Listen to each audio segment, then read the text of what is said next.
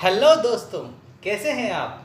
दोस्तों, पिछले वीडियोस में हम लोगों ने डिस्कस किया था कि म्यूचुअल फंड क्या होते हैं, कितनी तरीके के म्यूचुअल फंड हो सकते हैं और किस किस तरीके के म्यूचुअल फंड कंपनी हमें ऑफ़र करती है। दोस्तों, उन्हीं वीडियो में हमने इन्फ्लेशन रेट और पावर ऑफ कंपाउंडिंग के बारे में भी डिस्कस किया था और किस तरीके से पावर ऑफ कंपाउंडिंग हमारी मदद करती है इन्फ्लेशन जैसे राक्षस से लड़ने के लिए। इसके बाद कौन से बेस्ट म्यूचुअल फंड हो सकते हैं उनको भी हमने डिस्कस किया था। दोस्तों, आज हम डिस्कस करने वाले हैं कि डायरेक्ट म्यूचुअल फंड प्लान क्या होता है। दूसरा, रेगुलर वर्सेस डायरेक्ट, कौन सा म्यूचुअल फंड प्लान हम लोगों के लिए एक अच्छी वेल्थ क्रिएट करने में मदद कर सकता है।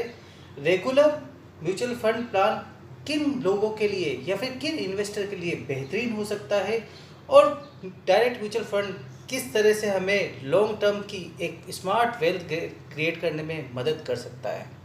लेकिन इसको समझने से पहले चलिए कुछ एग्जांपल्स को डिस्कस कर लेते हैं। दोस्तों, axis long term equity fund, जिसकी हमने पहले भी डिस्कशन की है, टैक्स सेविंग का एक बहुत ही बेहतरीन प्लान है। मान लीजिए 2 जनवरी 2013 को 2000 रुपये की एक SIP में एक्सिस लॉन्ग टर्म फंड में डायरेक्ट प्लान में और 2000 रुपये की ही SIP axis long term plan में मैं रेगुलर प्लान में शुरू करता हूं।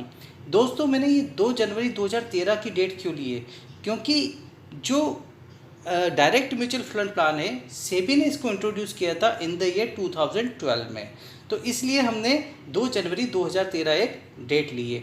अब लगातार मैं इसमें 2000 रुपये की SIP करता जा रहा हूँ और 14 जनवरी 2020 को जब मैं इन दोनों प्लान के रिटर्न को कंपेयर करता हूँ तो रेगुलर प्लान मुझे लगभग 11% का रिटर्न देता है, वहीं पर डायरेक्ट प्लान मुझे 12.26% का रिटर्न देता है। चलिए एक और एग्जांपल ले लेते हैं, Aditya Birla capital tax relief 96 scheme का।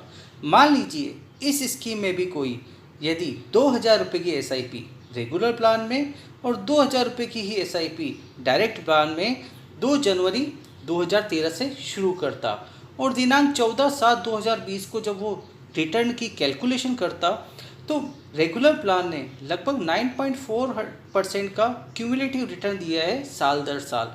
वहीं अगर मैं डायरेक्ट प्लान को देखता हूँ तो डायरेक्ट प्लान ने रिटर्न दिया है एनुअली 10.61% का।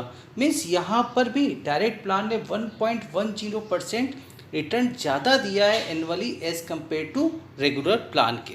अब हम लॉन्ग टर्म की वेल्थ क्रिएट करने की जब बात करते हैं और डायरेक्ट और रेगुलर प्लान को कंपेयर करते हैं तो कितना फ़र्क आ सकता है हमारा लॉन्ग टर्म की वेल्थ क्रिएट करने में। चलो इसको समझने के लिए हम एक्सिस लॉन्ग टर्म प्लान को ही वापस ले लेते हैं और मान लेते हैं कि रेगुलर प्लान हमें लगभग 11% का और डायरेक्ट प्लान हमें लगभग 12.26% का रिटर्न साल दर साल देता रहेगा। मान लीजिए आप 30 साल की उम्र में निवेश करना शुरू करते हैं और आपका गोल है आपका रिटायरमेंट, जो कि आपको 60 साल में अचीव करना है।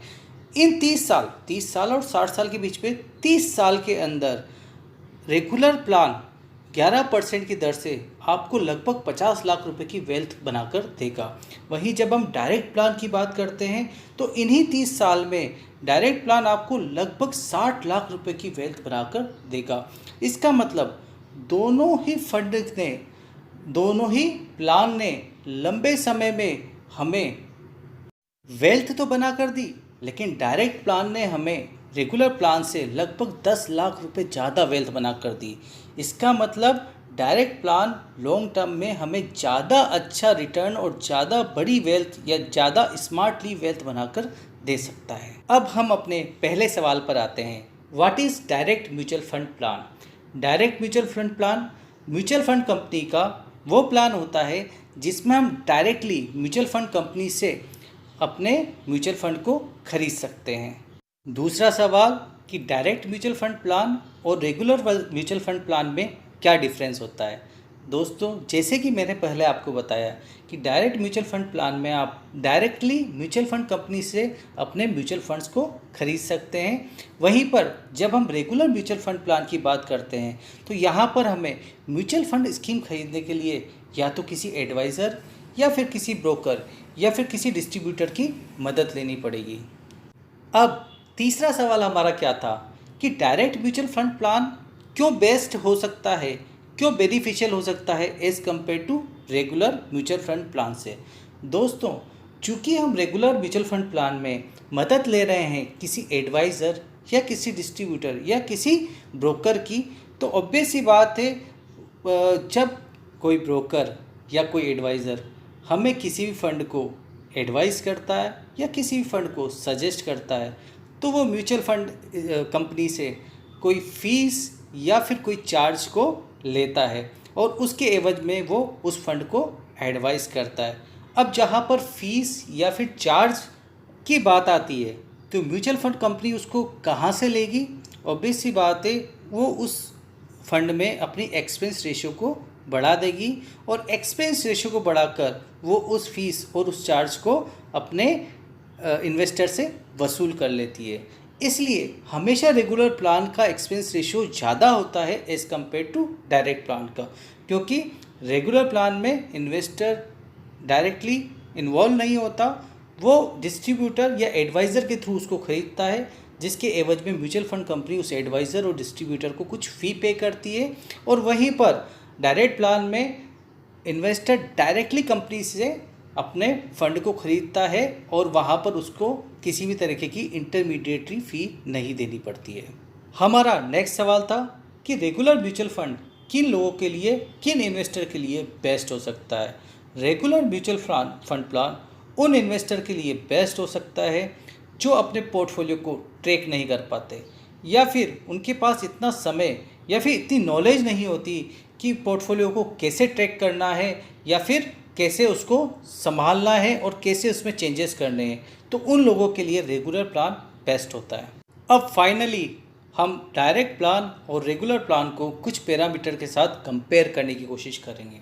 सबसे पहला पैरामीटर है थर्ड पार्टी।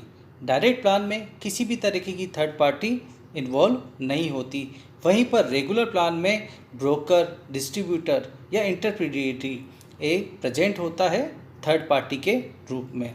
जब हम रिटर्न्स की बात करते हैं तो डायरेक्ट म्यूचुअल फंड प्लान हमें ज़्यादा रिटर्न देता है, क्योंकि उसमें कोई एडिशनल फ़ी नहीं होती किसी ब्रोकर की या फिर किसी एडवाइज़र की।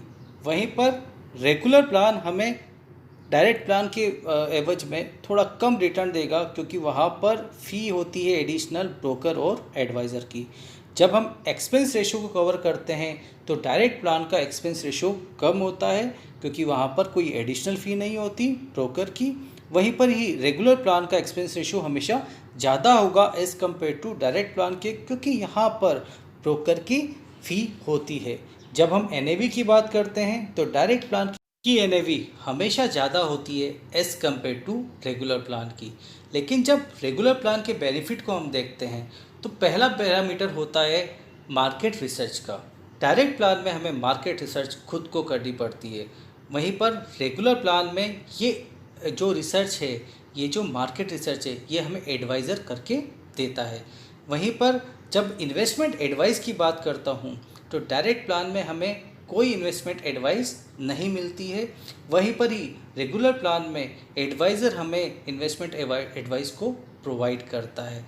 लेकिन दोस्तों, आजकल बहुत सारी वेबसाइट आ चुकी है, जैसे कि मनी कंट्रोल, वैल्यू रिसर्च, जहाँ पर हमें सारी जानकारी मिल जाती है कि डायरेक्ट प्लान और कौन से बेहतरीन प्लान हैं, कौन से 5 स्टार हैं, कौन से 4 स्टार हैं, कौन से प्लान अभी शानदार रिटर्न दे रहे हैं, कौन से प्लान का बेहतरीन ट्रैक रिकॉर्ड है, किस प्लान ने अभी तक बेहतरीन ट्रैक रिकॉर्ड पिछले 10 साल, 15 साल और 20 साल में दिया है। ये सारी जानकारी आपको मिल जाती है इन वेबसाइट्स पर। तो अगर आप थोड़ी भी रिसर्च कर सकते हैं तो आप बहुत ज़्यादा पैसा बचा भी सकते हैं लॉन्ग टर्म में। और मैं ये बोल सकता हूँ कि लॉन्ग टर्म में आप सेम इन्वेस्टमेंट के साथ ज़्यादा स्मार्टली अपनी वेल्थ को क्रिएट कर सकते हैं। तो दोस्तों, अब आपको समझ में आ गया होगा कि डायरेक्ट म्यूचुअल फंड और रेगुलर म्यूचुअल फंड प्लान क्या होते हैं, कैसे डायरेक्ट म्यूचुअल फंड प्लान हमें लॉन्ग टर्म में एक अच्छी वेल्थ बनाकर दे सकते हैं सेम इन्वेस्टमेंट के साथ, और रेगुलर म्यूचुअल फंड प्लान किन लोगों के लिए बेहतरीन होता है, और फाइनली हमें कौन सा म्यूचुअल फंड प्लान सेलेक्ट करना चाहिए। दोस्तों, इस वीडियो के बाद नेक्स्ट वीडियो में हम लोग डिस्कस करेंगे कि किस किस तरीके की म्यूचुअल फंड स्कीम्स होती है on the basis of their investment in equity और डेब्ट और बॉन्ड और अदर थिंग्स। तो दोस्तों धन्यवाद, और अगर आपको ये वीडियो पसंद आई हो तो प्लीज़ इस चैनल को सब्सक्राइब करें और इस वीडियो को लाइक करें, शेयर करें और अपने दोस्तों के साथ इस पर बात करें। धन्यवाद, धन्यवाद दोस्तों।